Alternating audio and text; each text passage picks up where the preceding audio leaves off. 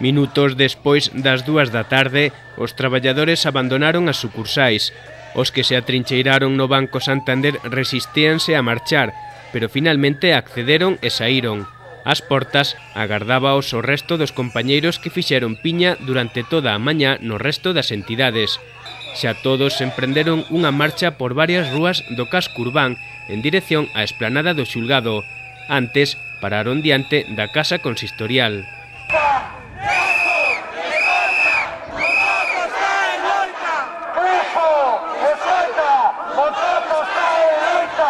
Pola tarde volveron percorrer a vila en manifestación. Un grupo de traballadores si foi traballar para darlle saída a 2 pedidos urxentes. O resto seguiron loitando polo seu futuro na rúa e seguirán ata o final. Vamos a continuar cas protestas, as mesmas ou parecidas.